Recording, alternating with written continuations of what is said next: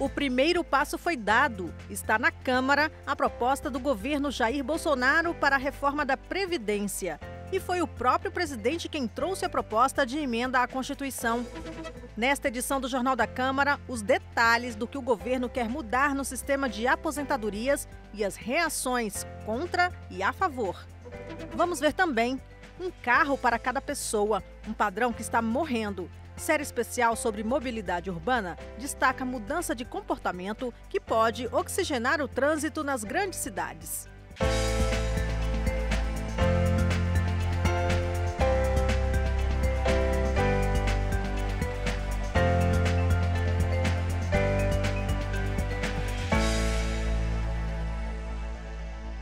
A proposta de reforma da Previdência, projeto mais importante na pauta do governo, chegou nesta quarta à Câmara pelas mãos do próprio presidente da República.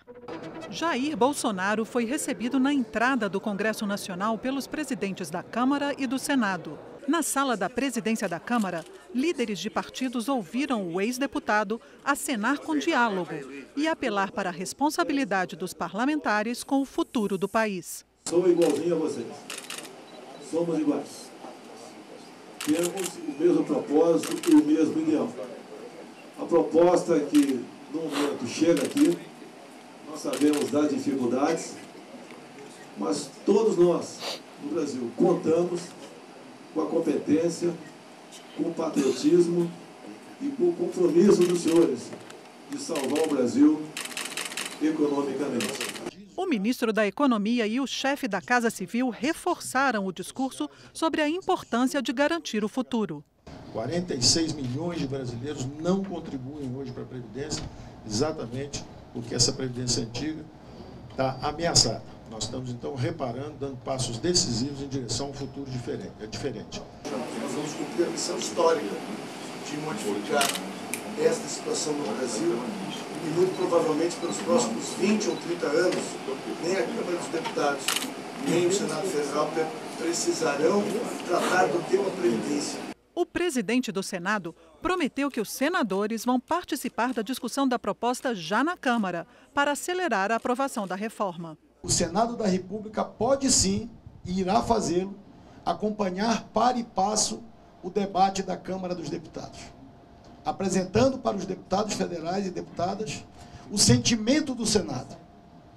E qual o propósito de acompanharmos par e passo, senhor presidente Bolsonaro, a discussão e o debate na Câmara dos Deputados?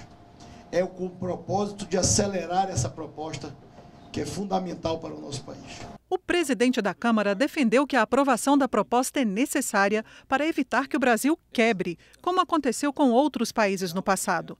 Maia disse que vai ser preciso convencer a população de que a reforma combate privilégios. O nosso desafio não é ser a favor da nova Previdência, é mostrar a milhões de brasileiros que eles têm sido, nos últimos anos, instrumento de poucas pessoas. Ou nós vamos reformar as despesas públicas, que nos últimos 30 anos foram capturadas pelas corporações públicas e privadas nesse Congresso Nacional, aprovando matérias todas as semanas para beneficiar poucos, ou nós vamos reformar isso e voltar a ter capacidade de investimento e o setor privado capacidade de gerar empregos, ou nós vamos olhar a Grécia no Brasil, Portugal de 10 anos atrás no Brasil e a Espanha de 10 anos atrás no Brasil. Reforma da Previdência não, reformas. Serão 4 projetos no total. Um deles, que altera a Constituição, chegou nesta terça-feira. E como ele mexe muito com a sua vida, a gente preparou um material para explicar os principais detalhes. Hoje, existem basicamente 2 caminhos para se aposentar. O primeiro deles, completando a idade mínima de 65 anos para homens e de 60 anos para mulheres. Atenção, esse é o único caminho que vai continuar existindo. O outro deixa de existir, aquele para quem completa o tempo mínimo de contribuição, 35 anos para os homens e 30 anos para as mulheres. Para quem já está no mercado de trabalho, vai ter transição.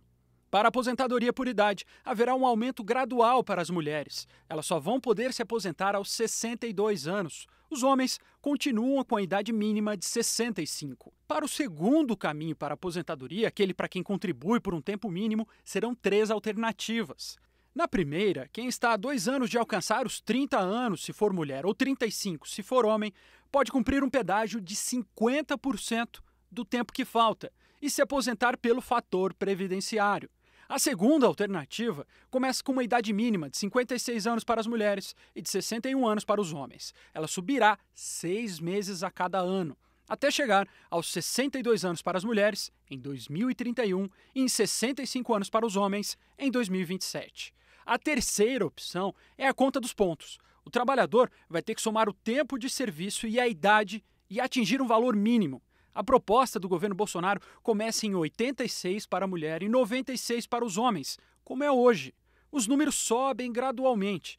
A partir de 2028, os homens precisarão chegar a 105. Em 2033, as mulheres terão que chegar aos 100 pontos. Já quanto cada um vai receber depende de uma outra conta que é igual para todo mundo. Essa conta funciona assim. Se você atingir o tempo mínimo de contribuição de 20 anos, você terá direito a 60% da média de todos os salários que recebeu. Quanto mais tempo contribuindo, mais aumenta o benefício. Para atingir 100% da média de todos os salários, vai ser necessário trabalhar por 40 anos.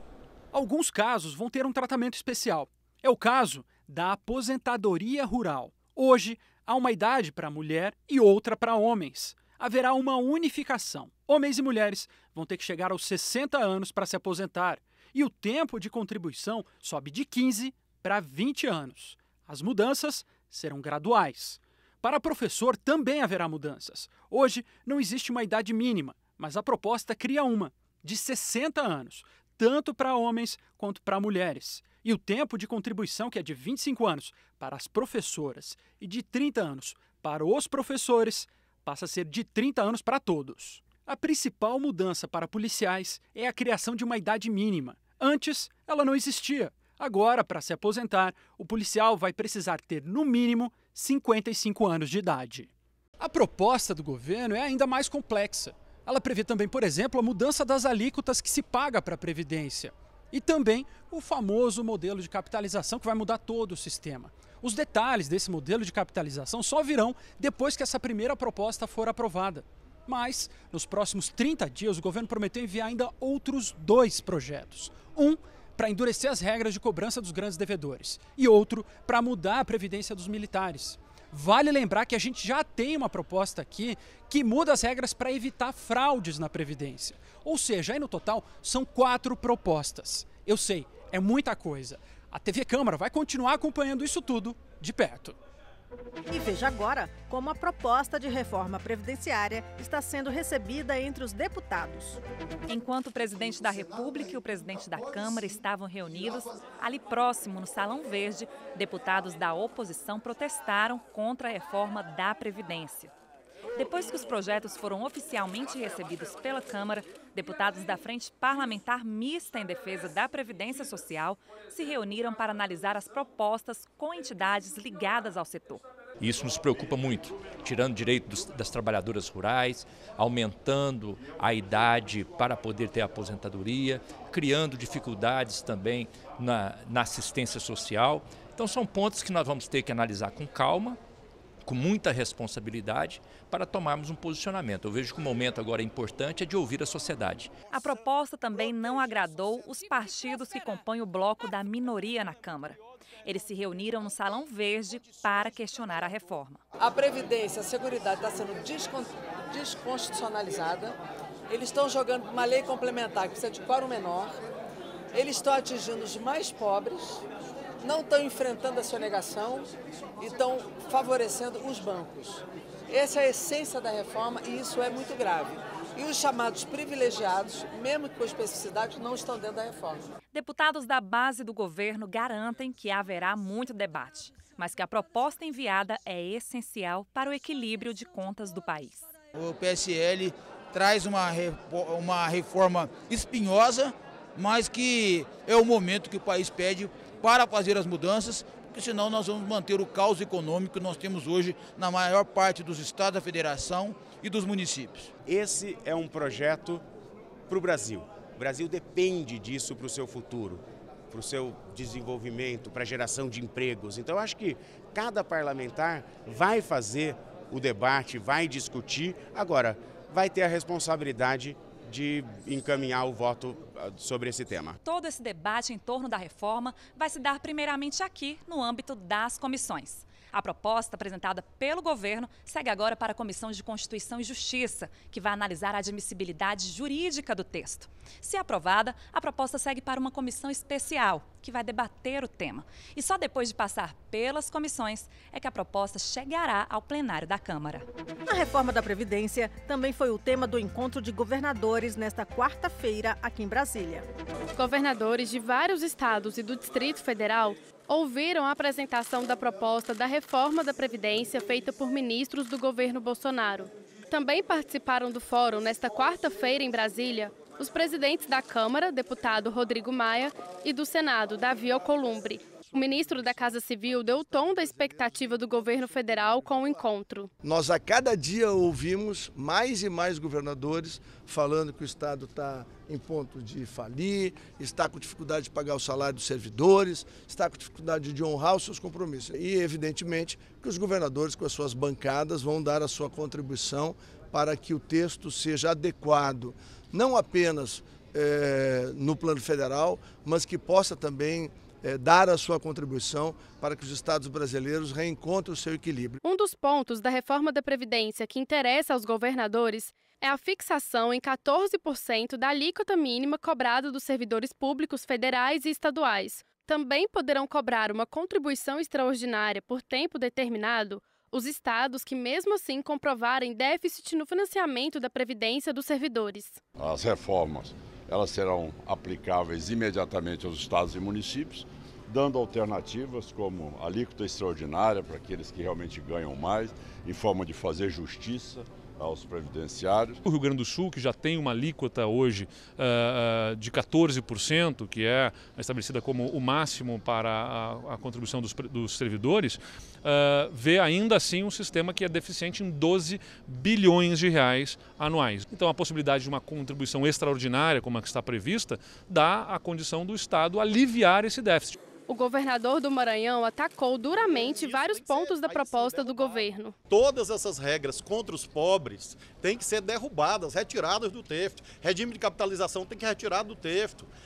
Benefício assistencial com valor inferior ao salário mínimo, isso é inadmissível. Mudar a idade para os mais pobres para 70 anos ter acesso é inadmissível. Contribuição de trabalhador rural no valor mínimo de R$600 é um absurdo, é um disparate. Nós temos a convicção que estamos apresentando um projeto que tem equidade, ou seja, todos vão contribuir, que ataca privilégios, que tem mais, vão pagar mais.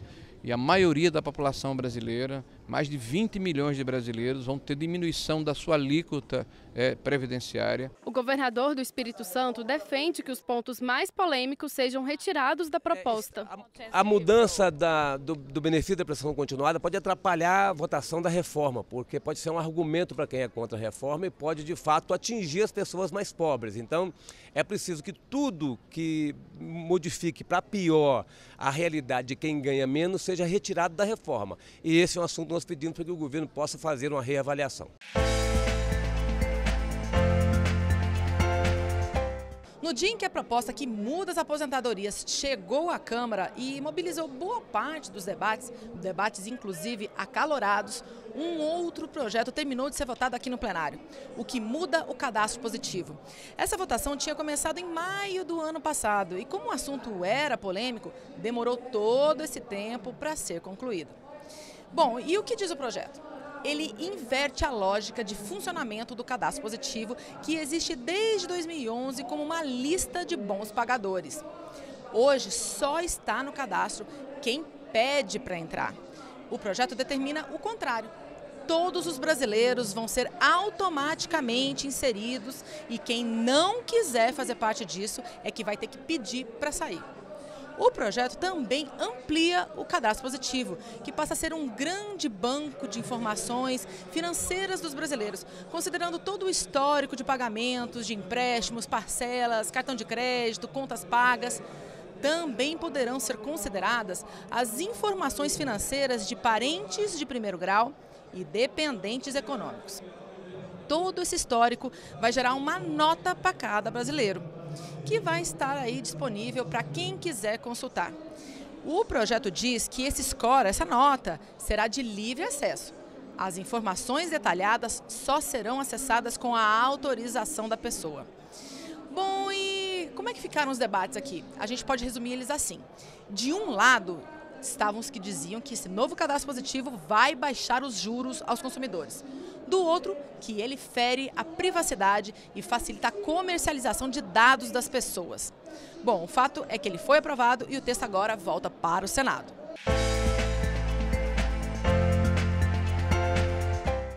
O desafio da mobilidade urbana. A segunda reportagem da série especial mostra hoje uma mudança de comportamento. No lugar do carro usado por uma só pessoa, o compartilhamento e outras soluções favorece o transporte de massa.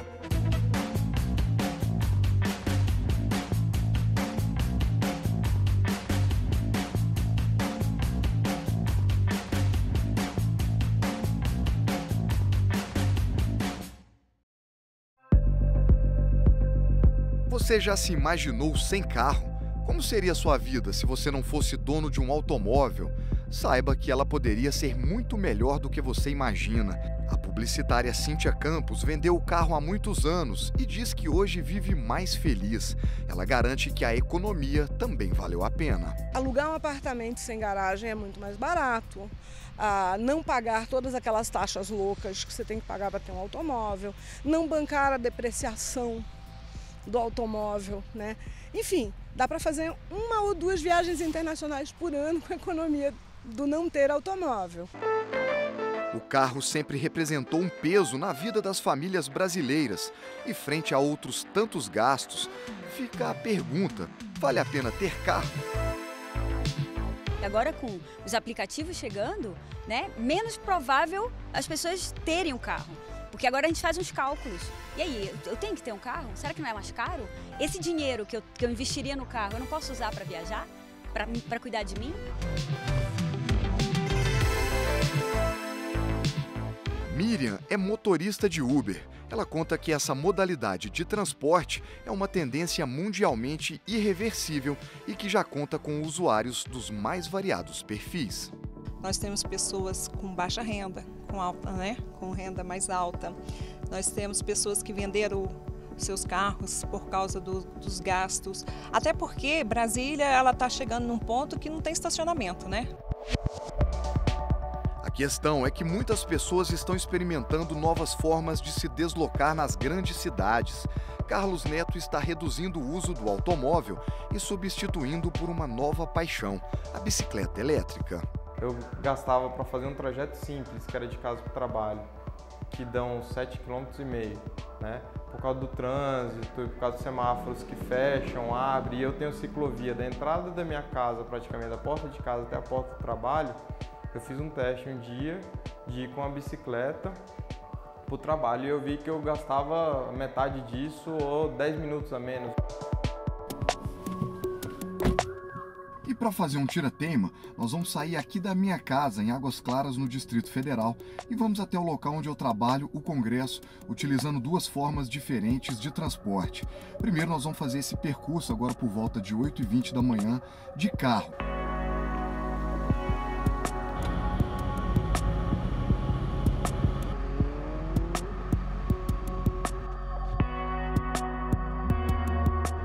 Estamos atravessando agora o eixo monumental, que é uma das principais vias de acesso aqui no Distrito Federal. E o trânsito também bastante carregado. Bom, nós acabamos de chegar aqui ao Congresso Nacional, 9h34 da manhã, então nós gastamos 1h14. Agora vamos voltar a Águas Claras, pegar a bicicleta e refazer esse trajeto associado ao metrô.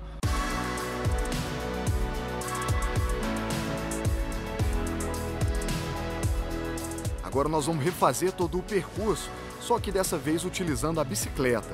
Nós vamos agora até o metrô, a estação Águas Claras, e de lá nós vamos seguir para a estação final, que é a rodoviária. Depois nós vamos completar a viagem utilizando a bicicleta elétrica até o Congresso. E aí sim, vamos poder saber quanto tempo a gente gasta nesse percurso todo. Agora, 11h32 da manhã.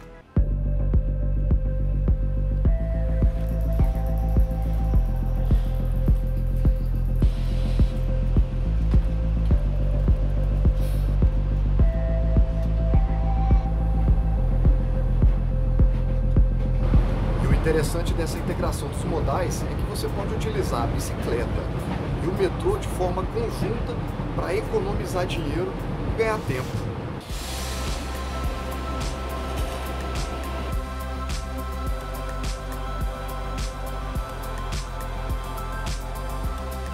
Chegamos aqui até o destino final do metrô, que é a estação rodoviária. Agora vamos completar o percurso até o Congresso, novamente com a bike elétrica. Acabei de chegar ao meu local de trabalho, a viagem foi tranquila, gastei 48 minutos e com isso, o trecho feito de bicicleta associada ao metrô foi 26 minutos mais rápido do que o mesmo percurso feito de carro no horário de pico com trânsito intenso. E as pistas para bicicletas estão mesmo em expansão por todo o mundo. A cidade número 1 é Berlim, com mais de 1.000 quilômetros de ciclovias. Depois vem Nova York, com 825. No Brasil, a cidade com mais quilômetros para bicicletas é São Paulo, com 498, seguida por Brasília, com 465, e pelo Rio, com 458 quilômetros.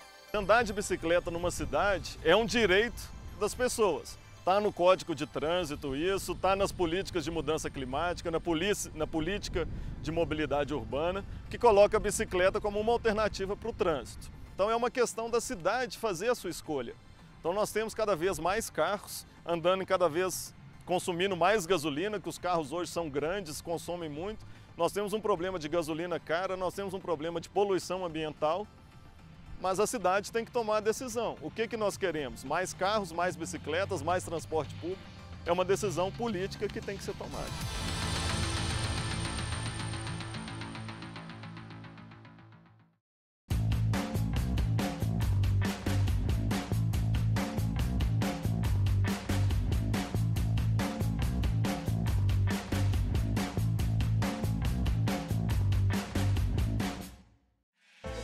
E estas foram as notícias da Câmara nesta quarta-feira, 20 de fevereiro. Para mais informações ou para rever as nossas reportagens, acesse www.câmara.leg.br.